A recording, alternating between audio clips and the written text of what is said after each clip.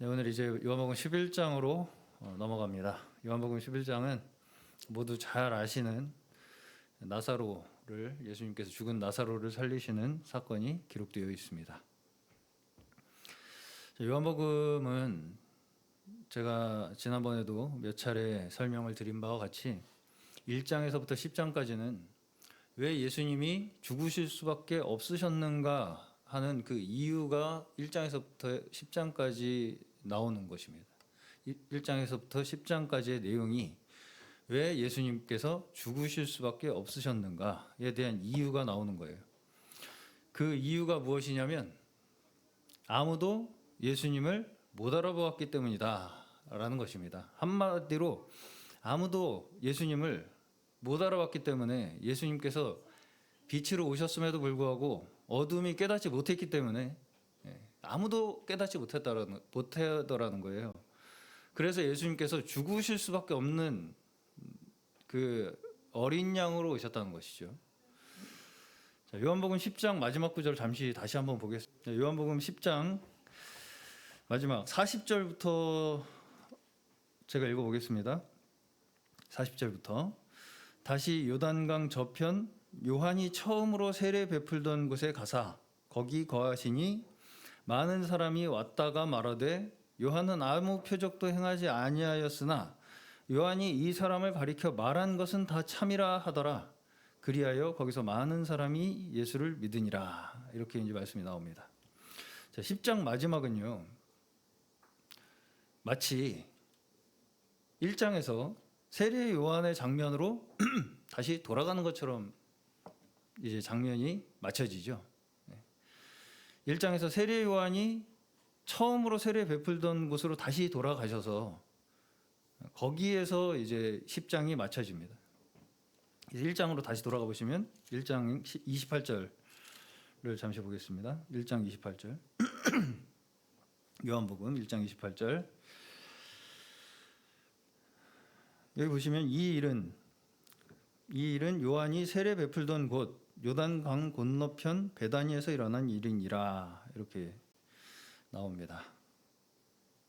그래서 29절에 이튿날 요한이 예수께서 자기에게 나아오심을 보고 이르되 보라 세상 죄를 지고 가는 하나님의 어린 양이로다. 이런 이제 이 세례 요한의 고백이 나오죠.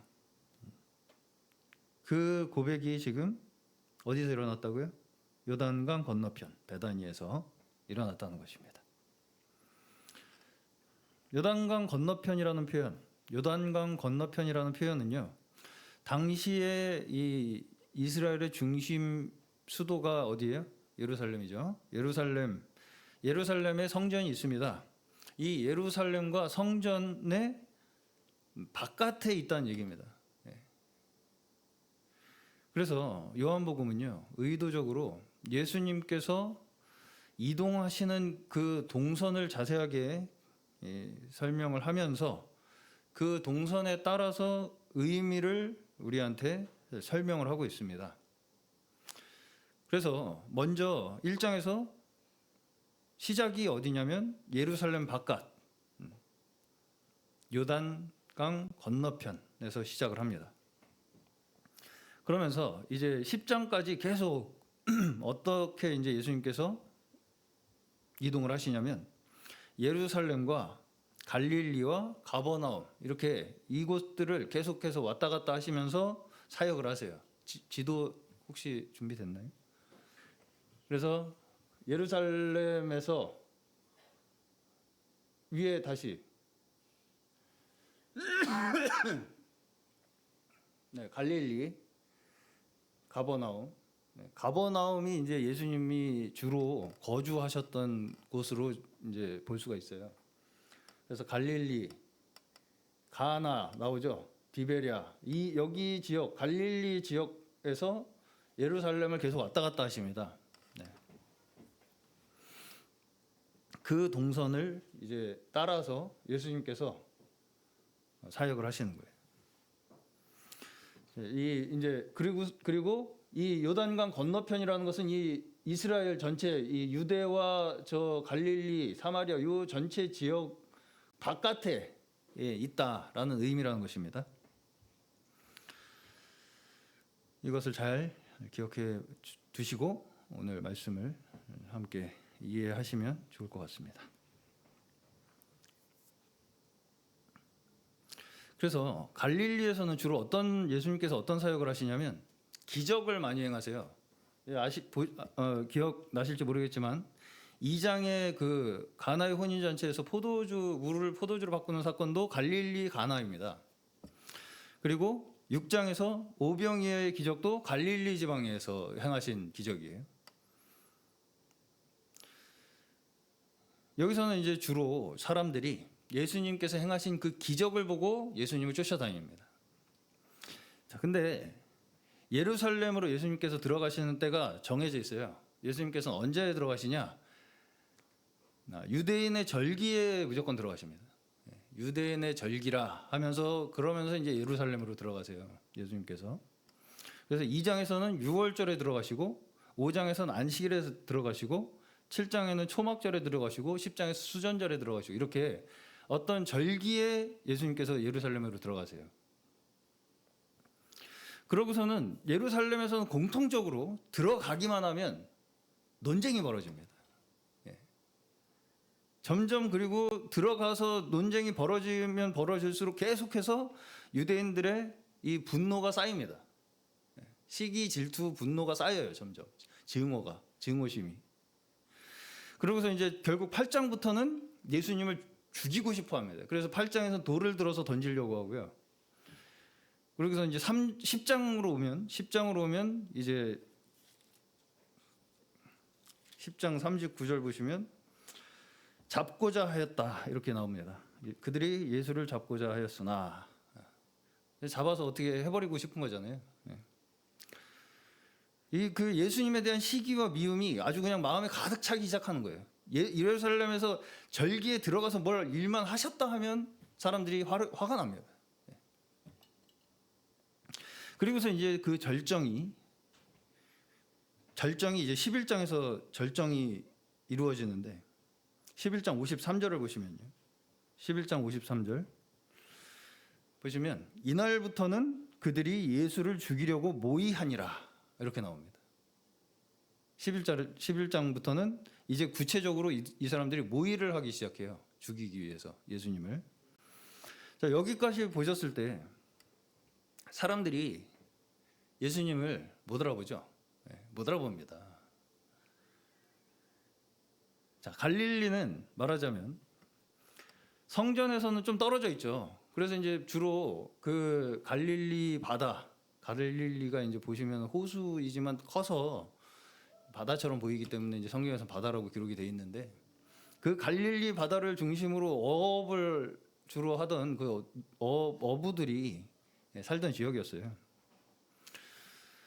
그래서 비교적 종교적으로 그렇게 막 빡빡하게 엄격하게 그렇게 살던 사람들은 아니었습니다.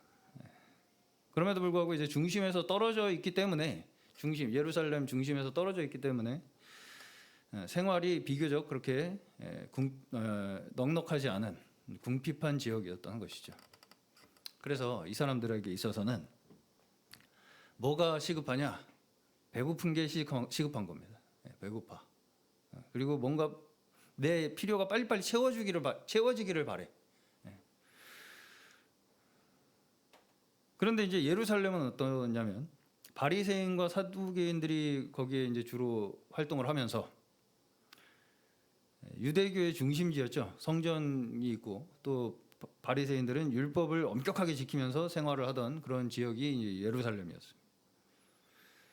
그래서 이 사람들은 어떤 그 갈릴리 사람들이 고민하는 어떤 생활의 어떤 실제적인 부분의 고민보다는 보다 이제 나름대로 고차원적인 종교적인 고민들을 하는 사람들이 모여 있는 곳이 바로 예루살렘이었다는 것이죠.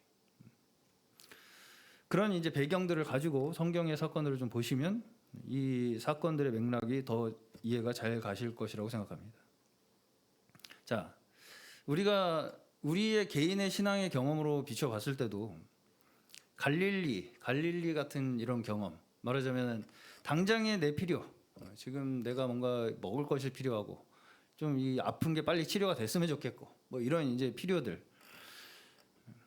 이러한 어떤 그 내 필요가 당장에 채워지었으면 하는 그러한 고민들은 비교적 신앙의 초기에 많이 우리가 겪게 되는 고민들이죠. 그렇다고 했을 때 이제 그에 비해서 예루살렘은 이제 신앙생활이 좀 했어. 경험이 좀 쌓여서 그 이후에 겪는 일들이라고 할 수 있습니다. 그래서 신앙생활 초기에는 주로 뭔가 이 기적적인 일들을 많이 이렇게 바라잖아요. 한마디로 내가 지금 당장에 기도를 했더니 응답을 받았다던가 뭐 이런 게 이제 굉장히 이렇게 큰 자랑거리가 되지 않습니까? 신앙생활 초기에는 증거가 되고. 그래서 그런 것에 의해서 이제 신앙생활을 시작하게 됩니다. 보통 내가 원하는 것이 갑자기 뭔가 이루어졌다던가 뭐 이런 것들이잖아요. 그런 걸 이제 우리는 뭔가 이렇게 신의 은총을 받았다 이렇게 생각을 하지 않습니까? 그런데 신앙생활이 쌓이기 시작하면 어떻게 됩니까? 이제 안 먹힙니다. 잘 안 먹혀요. 기도빨이. 기도를 열심히 안 해서 그런가. 그러면 어떻게 해요? 그때부터는 뭐가 잘못된 건지 이제 조사를 하기 시작합니다. 뭐가 잘못됐을까? 왜 초기에는 기도빨이 잘 먹혔는데 응답이 잘 됐는데 지금은 잘 안 될까? 아, 내가 뭔가 열심히 더 헌신봉사를 안 해서 그렇구나. 기도를 열심히 더 안 해서 그렇구나. 뭔가 열심히 더 지키고 노력하고 헌신봉사를 해야 하나님께서 나를 다시 축복을 하시겠구나. 이렇게 이제 생각을 하게 된다는 것이죠. 자, 이게 과해지면 어떻게 되겠습니까? 이게 과해지면 그게 정죄가 됩니다. 정죄. 내가 안 해서 그래. 그리고 딴 사람을 봤을 때도 너 그런 건 안 해서 그런 거야. 이게 이제 다 정죄로 가는 거예요. 열심히 안 해서 그런 거야, 네가. 열심히 안 해서. 그래서 네가 축복을 못 받는 거지. 응답을 못 받는 거지, 네가. 그래서 신앙생활 초기에는 비교적 이제 자랑이 많아요. 뭐에 대한 자랑? 나 이런 응답 받았어. 난 이런 기적 체험했어. 이런 자랑이 많다가 나중으로 가면 갈수록 정죄가 많아진다는 거죠. 정죄. 누가 잘했다, 잘못했다 그런 어떤 이 정죄, 판가름을 하는 걸 통해서 이제 나중에는 자꾸 자기 신앙에 대한 확신을 자꾸 갖고 싶어 한다는 것이죠. 내가 잘하고 있다는 걸 자꾸 그런 정죄, 판단, 옳고 그름을 판단하고 판가름을 하는 그런 나의 이 신앙적인 어떤 판단력을 가지고 신앙적인 확신을 자꾸 가지려고 한다는 것입니다. 자, 그러나 요한복음에서 지금 말씀하시는 것은 갈릴리에서 지금 이제 기억나실지 모르겠지만 오병이어 사건을 겪고 사람들이 예수님을 쫓았을 때 예수님께서 그 사람들한테 뭐라고 하시냐면 너희가 지금 나를 찾는 것은 먹고 배부르기 때문이라고 말씀하십니다. 한마디로 정당하게 나를 찾는 것이 아니라 그냥 내가 베푼 그 기적 그거 가지고 그냥 만족하기 위해서 나를 찾는다는 얘기죠. 한마디로 갈릴리 사람들도 지금 제대로 예수님을 못 보고 있다는 것이죠.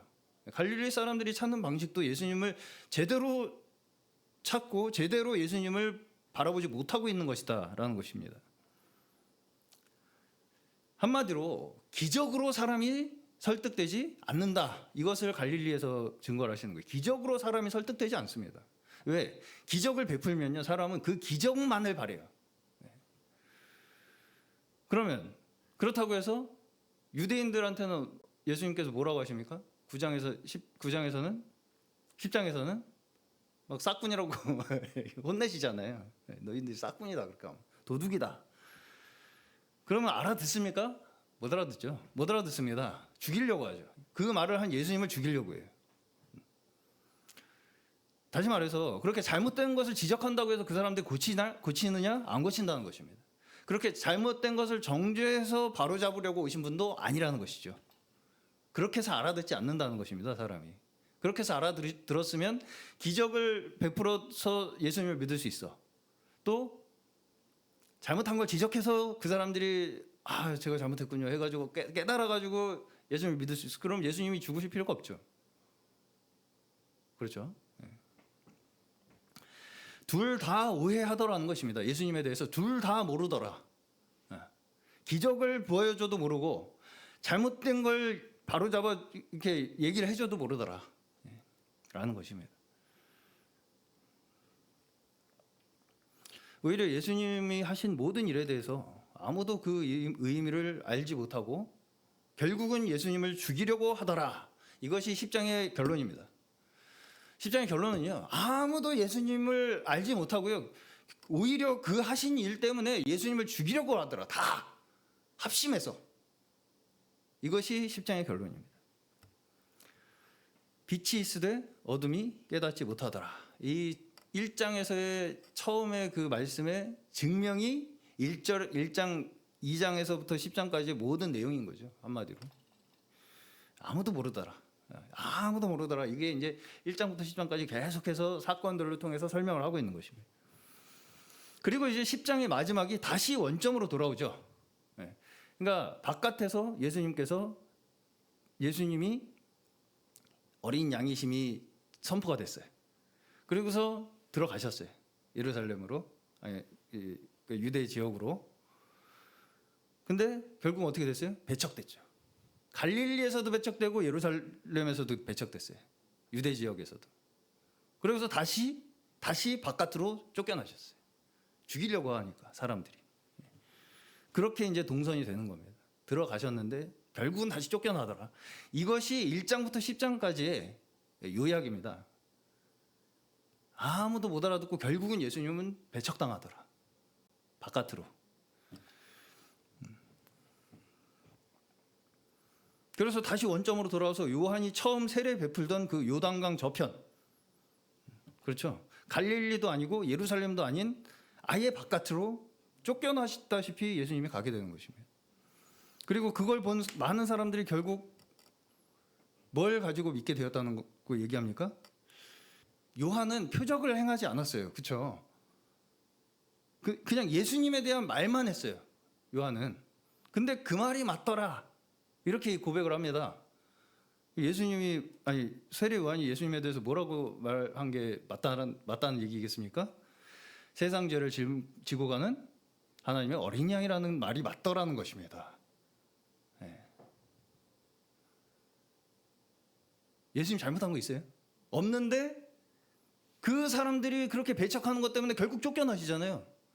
그러니까 사람들이 보니까 결국은 거기에 그 요단강 저편에 다시 쫓겨나시는 걸 보니까 아 진짜 이분은 세상 죄를 지고 가는 하나님의 어린 양이네.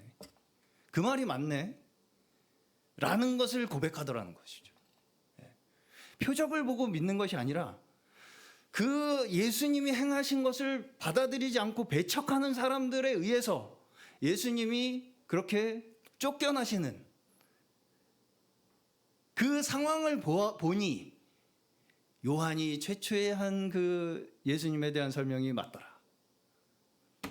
하나님의 어린 양이구나. 이것이 예수님을 제대로 보는 고백이라는 것이죠.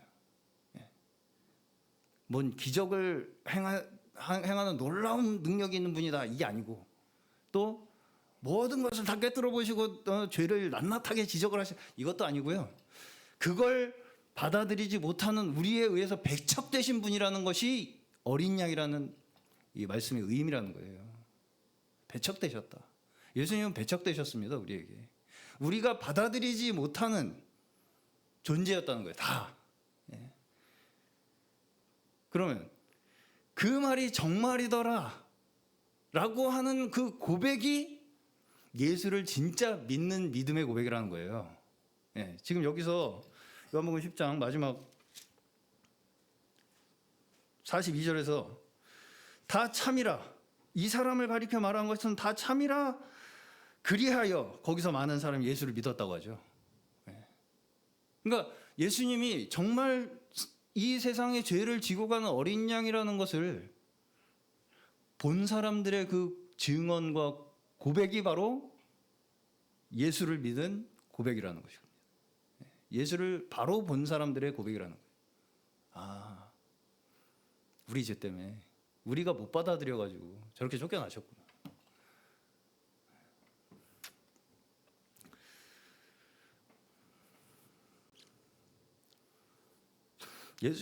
예수님이 아무리 기적을 행하셔서 병을 고쳐주시고 먹을 걸 주시고 그렇게 해주셔도 우리는 뭐만 생각하냐면요. 그래서 내가 얻는 것이 뭔데?만 생각한다는 것입니다. 그래서 내가 얻는 것이 뭔데?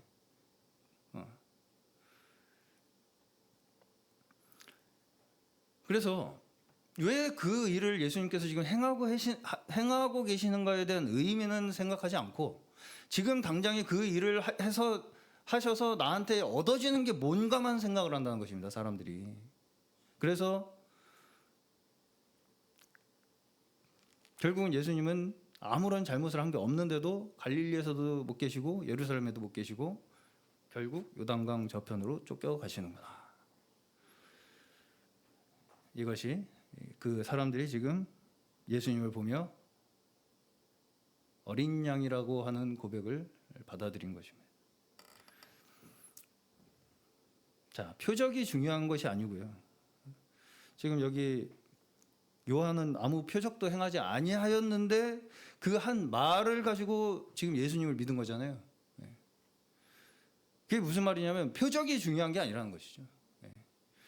그걸 봐도 그게 무슨 뜻인지 모르는 사람들 때문에 그저 나한테 지금 당장에 뭐가 이득인지 계산밖에 할 줄 모르는 사람들 때문에 결국 예수님께서 목숨까지 위협을 당하시는 걸 보고 그제서야 예수님에 대해서 세리 요한이 세상 죄를 지고 가는 하나님의 어린 양이구나라고 하는 그 말을 받아들이게 됐다는 것입니다. 자, 예수님께서는 그 하신 모든 기적들이 다 무엇입니까? 병자를 고쳐주시고 그 외로운 죄인을 용서해 주시고 무조건적으로 선을 베풀어 주시잖아요. 그리고 우리 스스로가 풀 수 없는 인생의 문제들을 해결해 주시잖아요.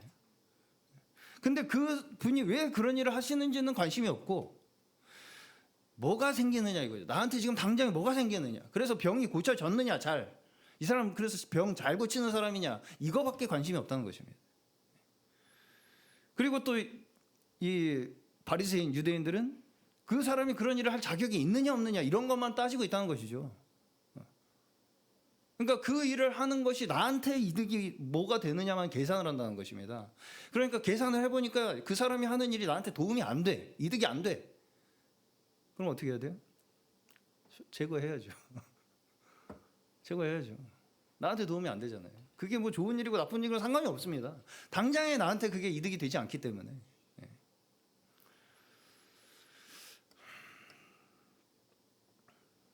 자, 이 모든 사건들을 통해서 이 모든 구조를 통해서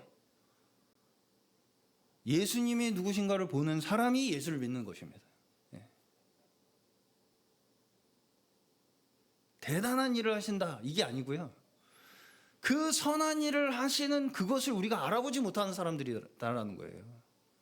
그럼에도 불구하고 예수님께서는 그걸 묵묵히 짊어지고 모든 그 사람들의 이 죄악을 감당하신다라고 하는 그 모습을 보는 사람이 예수님을 믿는 사람들이라는 거예요. 자, 우리는 아무도 스스로 깨달을 수 없는 사람들이다. 이것이 10장까지의 결론입니다. 우리는 예수님을 배척할 수밖에 없는 자들이라는 것을 인정하라는 거예요. 그것이 10장까지의 결론입니다.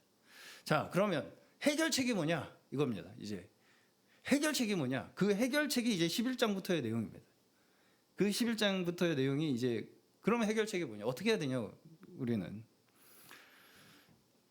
그래서 이제 11장부터는 이제 직접적으로 어린 양으로서 어떻게 그 죽음의 과정을 거치시는가가 나와요. 해결책은 뭐냐면 예수님이 죽는 방법밖에 없어요. 그래서 그 해결책이 이제 11장부터 마지막까지는 예수님이 죽으시는 과정이 나오는 것입니다. 그래서 이제 11장부터는 직접적으로 이제 죽음이 언급되기 시작합니다. 11장의 주요 사건이 죽은 나사로를 다시 살려주시는 사건이죠. 그리고 이제 이 죽은 나사로를 살리신 이 사건 때문에 결국 유대인들은 직접적으로 이제 예수님을 죽이기로 구체적인 모의를 하기 시작합니다. 자, 여기서 우리가 한 가지 좀 납득이 좀 잘 안 가는 부분이 뭐냐면요. 왜 이 사람들은 사람을 살렸는데, 죽은 사람을 살렸는데 죽이고 싶어 할까입니다. 죽은 사람을 살렸는데 왜 그 살린 죽은 사람을 살릴 수 있는 그 능력을 가진 사람을 왜 죽이고 싶어 할까? 네. 결국은 이 모든 문제가 죽음 앞에 서게 된다는 것입니다. 한마디로. 네. 죽음이란 것이 무엇이냐? 죽음이 무엇이냐? 이것이 사실상 모든 인류에게 있어서 가장 강력한 권력을 가지고 있다는 것을 보여주는 거예요. 죽음을 우리가 이길 수 있는 인간이라는 게 없다는 것입니다. 자, 우리가 예수께서 사망 권세를 깨뜨리고 우리를 구원하셨다. 이 말씀 많이 우리가 고백을 하죠. 찬양도 하고. 자, 그렇다는 얘기는 원래 우리를 다스리던 가장 절대 권력은 뭐라는 거예요? 사망 권세라는 얘기입니다. 우리를 다스리던 절대 권력, 우리가 절대로 벗어나지 못하는 그 권력이 사망 권세라는 거예요. 자, 이걸 다시 다른 면으로 이야기를 하면, 다른 방식으로 설명을 드리면, 우리가 사는 모든 가지고 있는 가치관, 판단, 선택, 생각, 방식, 살아가는 방법, 이 모든 것을 다 뭐가 다스린다고요? 죽음이 다스린다. 죽음.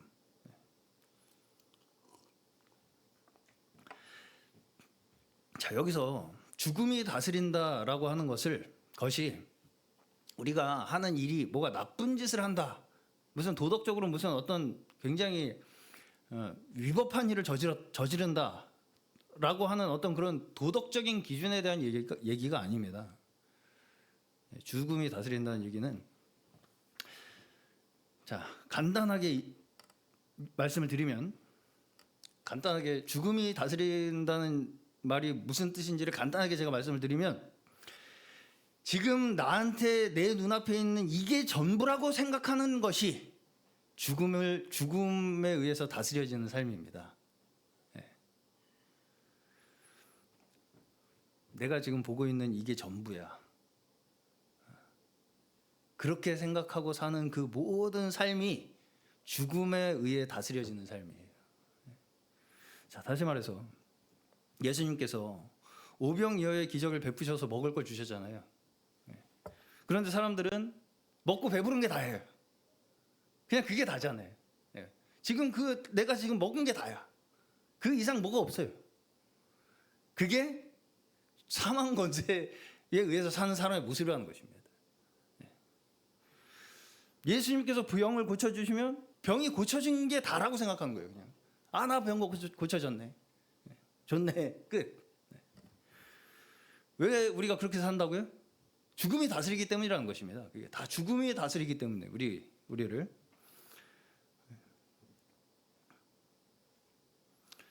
자, 죽음이라는 것을 우리가 넘어설 수 없기 때문에, 죽음이라는 것을 우리가 절대로 넘어설 수가 없어요. 우리가. 그렇기 때문에 지금 눈앞에 있는 것이 그 무엇이든 간에, 지금 내 눈앞에 있는 그것이 그 무엇이든 간에 그것만을 목적으로 삼고 살아가는 것이 죽음의 권세, 사망 권세에 의해서 살아가는 삶이에요. 그래서 결국은 세상 권력이나 심지어 종교들조차도 다 이걸로 먹고 산다고 볼 수 있는 것입니다. 사망 권세를 이용해서 먹고 사는 거예요. 다 세상 권세, 종교. 그러니까 결국은 예수님을 죽이는 이 문제 앞에서 세상 권세와 종교가 결탁을 하는 겁니다. 거기에 공감대가 형성이 되니까요. 다 똑같거든요, 사실. 원칙은 다 똑같아요. 뭐예요? 눈앞에 보이는 걸로 사람들을 휘어 잡아가지고 다스리는 거잖아요.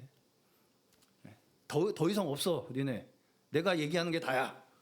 이렇게 얘기해가지고 사람들을 이렇게 거기다가 쓸어 담는 거잖아요. 그렇기 때문에 죽음을 극복한다는 문제는 이 사람들에게는 자기들의 이 권력의 근간을 흔드는 일이 되는 겁니다. 그렇잖아요. 지금 내가 이 사망 권세를 이용해서 먹고 살고 있는데 이걸 벗어나는 사람이 있어.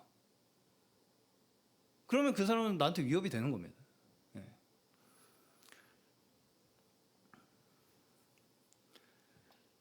점점 사람들이 무서운 게 없어져. 죽음이 안 두려워. 그러면 자기들이 더 이상 설 자리가 없어지는 거예요. 예. 권력자들이, 종교 지도자들이 더 설 자리가 없어지는 겁니다. 더 이상. 예. 이용해 먹을 게 없어지는 거예요. 자, 근데 지금 예수님께서 뭘 하셨습니까? 죽은 사람을 살리셨잖아요. 자, 여기서 지금 예수님께서 나사로를 부활시키셨죠. 그러니까 오늘 11장 말씀에 마르다한테 예수님께서 뭐라고 하십니까? 나는 부활이요 생명이니 나를 믿는 자는 죽어도 살겠고 무릇 살아서 나를 믿는 자는 영원히 죽지 아니하리니. 부활을 말씀하시죠. 자, 여기서 이제 부활이라는 것은요, 결국은 죽음이라는, 우리를 다스리고 있던 이 죽음이라는 절대 권력, 이 절대 권력에 우리가 이제 더 이상 굴복하고 살지 않아도 된다는 얘기입니다. 죽음의 사망 권세에 휘둘려 살았잖아요, 이제까지. 그 사망 권세에 더 이상 우리가 휘둘리고 살지 않아도 된다는 얘기를 하시는 것이 부활에 대한 소망입니다. 자, 여기 보시면 예수님께서 나사로가 죽은 것을 보시고 슬퍼하셨다 이렇게 말씀이 나오죠.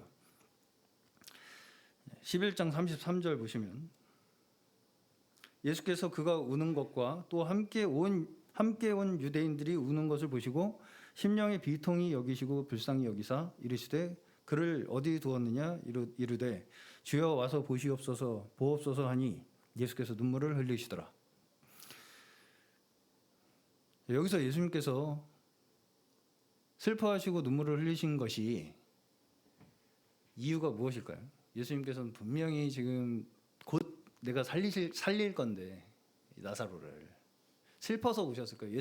나사로가 너무 죽어서 불쌍해서 슬퍼서 오셨을 거예요. 제가 수요일에도 잠시 말씀드렸지만 저는 참 요새 많이 드는 생각이 우리 이제 가까운 가족이나 친구나 이렇게 이제 죽음을 당하시면 최근에 원로 목사님 친구분도 두 분이나 하루에 돌아가셔가지고 굉장히 이제 힘들어하셨는데 물론 슬프고 안타깝죠.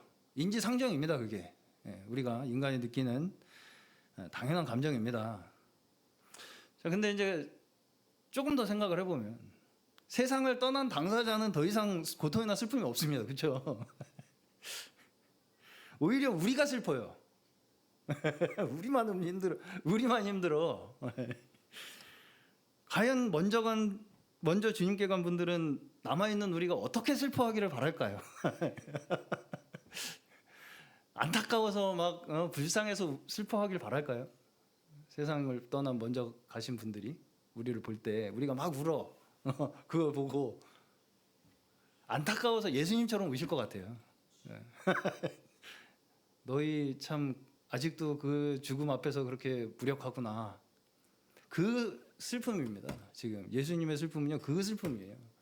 이 죽음 앞에 무력한 이 인간들의 모습에 대한 아쉬움, 슬픔, 그 눈물이죠. 지금 죽어서 죽은 사람이 너무 불쌍해서 우는 게 아닙니다. 그거 자체가 죽음을 저주라고 생각하기 때문이죠. 죽음이 끝이라고 생각하기 때문입니다. 그래서 불쌍한 거예요, 죽은 사람이. 그러니까 마음이 아프고 그런 거죠. 더 이상 같이 이제 살 수가 없고 뭐 이런 이제 아쉬움들도 있을 것이고.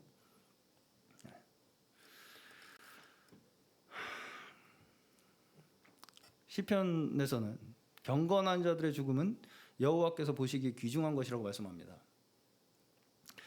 왜냐하면 우리 신자의 죽음은요, 그 자체로 증거가 되기 때문입니다. 그렇기 때문에 우리 믿는 이들에게 있어서의 죽음은요, 저주가 아닙니다. 저주가 아니에요. 증거죠. 귀중한 것이라고 말씀하죠. 예수께서 죽으신 것이 저주로 끝나지 않죠. 예수께서 십자가에서 죽으신 것이 저주로 끝나지 않죠. 그것이 곧 부활의 영광으로 우리에게 증거가 되었습니다. 예수께서 죽으심이 우리에게 부활의 영광으로 증거가 되었어요. 그렇기 때문에 우리의 죽음도 마찬가지입니다. 우리의 죽음도 마찬가지. 우리가 끝까지 인내함으로써 그 믿음의 경주를 마친 우리의 삶을 통해서 하나님께 영광의 찬송이 되는 것입니다. 증거가 되는 거예요. 근데 왜 우리는 그렇게 죽음이 공포스럽게 느껴질까요? 그러면 왜냐하면 우리가 살아가는 동안에는 얼마든지 내 힘으로 모든 것을 다 통제할 수 있다고 자신감을 가지고 살았거든요. 우리가 이렇게 하면 내가 살 수 있어. 근데 그 모든 우리의 자신감, 내가 가지고 있던 그 모든 넘치던 힘들이 완전히 무너지는 그 때가 언제예요? 누군가의 죽음을 바라볼 때죠. 누군가의 죽음을 바라볼 때 모든 사람이 다 거기서 무력감을 느낍니다. 아, 내가 통제할 수 없는 게 있구나. 그렇기 때문에 두렵고 공포스러운 거예요. 내가 넘을 수 없는 어떤 그 한계. 그 앞에서는 누구도 강할 수가 없습니다. 강한 척은 할 수 있어도 그 다음이 없이는 그것이 결코 우리에게 기쁨이나 소망이 될 수는 없습니다. 그렇죠? 부활에 대한 소망이 없다면요, 궁극적으로 모든 사람은 사망 권세에 붙잡혀 살 수밖에 없습니다. 그래서 왜 우리가 원망하고 불평하고 남 탓하고 저주하고 판단하고 정죄하고 그럽니까? 지금 당장 결과를 내놓으라는 것이죠. 내가 원하는 거 내놔라. 그러니까 불평하는 것이죠. 광야에서 이스라엘 백성들 왜 불평했어요? 물 내놔라. 불평하죠.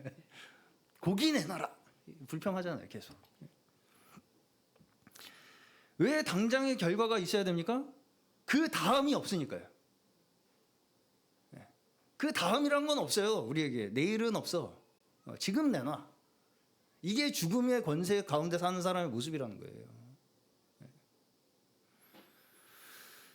그렇기 때문에 사망 권세를 이긴다는 것은요, 그저 그냥 나 죽으면 천국 가, 뭐 이런 정도의 이 의미가 아니라는 것입니다. 여기서도 보시면 마르다가 다시 살아나리라 하니까 뭐라고 대답해요? 부활 때에는 다시 살아날 줄을 믿나이다. 죽으면 다시 살아나겠죠. 잖아요. 근데 예수님께서 뭐라고 대답하시냐면 죽어도 살겠고 살아서 나를 믿는 자는 영원히 죽지 않는다고 말씀하시죠. 이것은요, 우리가 부활 소망을 가지고 산다는 것이요, 그저 죽음이라고 하는 저주를 피하는 정도를 이야기하는 것이 아니라는 것입니다. 영생을 얻었다면, 우리가 영생을 얻었다면 그에 걸맞는 우리의 다른 삶을 살 수 있게 되는 기회가 우리에게 주어졌다는 걸 얘기하는 거예요. 우리는 전에 사망이 왕노릇하던 삶을 살았었잖아요. 그거에 의해서만 선택하고 살 수밖에 없었잖아요. 그러니까 어떤 자극이 왔을 때, 어떤 나한테 뭔가 이 상황이 닥쳤을 때 사실은 사망 권세에 의한 반응밖에 할 수가 없었어요. 불평, 불만, 네 때문이야. 이런 사망 권세에 속한 반응밖에 할 수가 없었어요. 그러면 부활 생명, 영생의 소망을 가진 사람의 반응은 어떻게 바뀌겠습니까? 인내할 수 있게 되죠. 왜? 지금 당장이 다가 아니니까. 사랑할 수 있게 되죠. 왜? 지금 당장이 다가 아니니까요. 용서할 수 있게 되죠. 왜? 지금 당장 네가 잘못한 게 다가 아니라고 난 생각을 해줄게. 잘할 거야. 믿어. 그 다음을 우리는 생각하는 것입니다. 그게 영생의 삶을 사는 사람들의 증거라는 거예요. 못 참겠어, 난 도저히. 지금 당장 네가 내 눈앞에 내가 원하는 결과를 내놓지 않으면 나는 널 죽일 거야. 이게 사망 권세에 붙잡힌 사람의 삶의 모습이라는 것이죠. 그래서 우리는 다른 선택을 하고 다르게 살 수 있는 기회를 부활 생명을 통해서 부여받은 사람들이라는 거예요. 그렇기 때문에 우리 신자들만이, 하나님의 백성들만이 앞으로의 소망에 대한 이야기가 있을 수가 있어요. 인내라는 것을 우리가 할 수 있게 되고요. 용서를 이야기할 수 있게 되고요. 기쁨을 나눌 수 있는 사람들은 우리 부활 생명을 가진 사람들밖에 없습니다. 다 그 외에는 한시적인 거예요, 그냥. 결국은 사망 권세 앞에서 다 무력해진다고요, 그게. 그것을 지금 예수님께서 나사로를 살린 사건을 두고 유대인들의 반응을 통해서 뭘 보여주시는 거예요? 사망 권세에 붙잡힌 자들이 어떤 선택을 하느냐, 결국. 어떤 선택을 하느냐? 사람을 살린 사람을 죽이는 선택을 하는 것이죠. 사망 권세에 붙잡힌 사람들은 결국은 사망을 선택한다. 이걸 보여주시는 것입니다. 그 사망, 근데 누굴 죽이고 싶어요? 살린 사람을 죽이고 싶어 한다. 이거죠. 지금 예수님을 그 사람들이 죽이고 싶은 이유가 48절부터 굉장히 명확하게 나옵니다. 48절 보시면 만일 그를 이대로 두면 모든 사람이 그를 믿을 것이요 그리고 로마인들이 와서 우리 땅과 민족을 빼앗아가리라 하니 그 중에 한 사람 그 해의 대제사장이 가야바가 그들에게 말하되 너희가 아무것도 알지 못하는도다. 한 사람이 백성을 위하여 죽어서 온 민족이 망하지 않게 되는 것이 너희에게 유익할 줄을 생각하지 아니하는도다 하였으니. 무엇을 위해서요? 지금 예수님이 왜 죽어야 돼요? 우리가 살기 위해서. 어떻게 보면 굉장히 신앙 고백인 것 같은데 우리가 살기 위해서 예수님을 죽여야 돼. 근데 자기 손으로 죽이잖아요. 이것이 곧 다른 사람을 죽여서 내가 살려고 하는 그 원리가 애굽에서부터 시작된 원리입니다. 인간이 스스로 자기 스스로 생존을 보장받기 위해서 만들어낸 통제 원리가 결국은 남을 죽여서 내가 살겠다. 이것이 사망 권세라는 것입니다. 그래서 지금 자기들이 가지고 있는 이 통제를 벗어났잖아요. 예수님께서 죽음을 생명으로 바꾸시잖아요. 그러니까 이 자기 범위를 벗어난 이 존재를 제거해야만 이것이 돌아가는 것입니다. 지금 예수님께서는 자기 자신의 죽음을 통해서 뭘 드러내시는 것이냐면 그 사망 권세가 다스리고 있는 그 시스템 자체를 드러내고 계시는 것입니다. 어떤 시스템이요? 남을 죽여야 내가 사는 시스템. 그 시스템 자체를 예수님께서 스스로 죽으심으로써 드러내시는 거예요, 지금. 그래서 어떻게 해요? 우리를 그 시스템으로부터 구출해 내시는 거죠.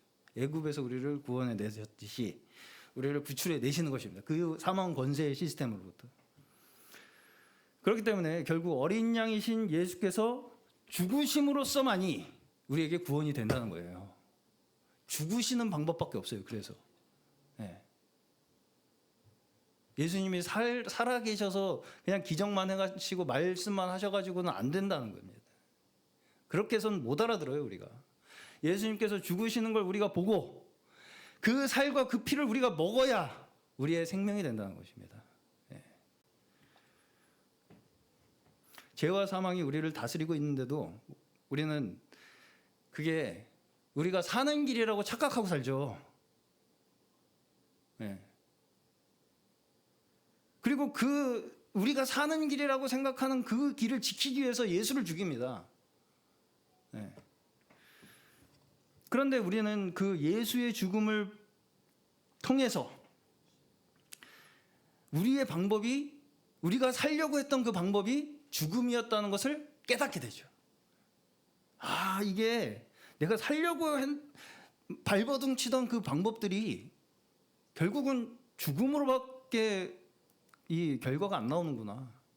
이것을 예수께서 직접 십자가에 못 박혀 돌아가심으로써 우리에게 보여주시는 것입니다. 왜요? 거기서 구원을 내시기 위해서요. 거기서 나오라는 거예요. 알았으면 나와라. 알았으면 나오라는 거죠. 깨닫게 하시는 거예요. 우리가 지금까지 살던 그 방법이 죄와 사망의 권세에서 붙잡혀 살던 방식이라는 것을 깨닫게 하신다는 것입니다. 그래서 죽음 권세에서 벗어나서 이제까지 우리가 살던 그 세상과는 다른 삶을 통해서 우리가 영생을 누리고 얻고 살게 되는 것입니다. 오늘 저희 모두가 사망 권세가 더 이상 우리를 다스리지 못하고 부활의 생명이 우리의 소망이 되어서 지금 우리가 살아가는 우리의 모든 삶이 부활의 증거라고 믿으며 살아가시는 복된 저희 모두의 믿음의 삶이 되시기를 축원합니다.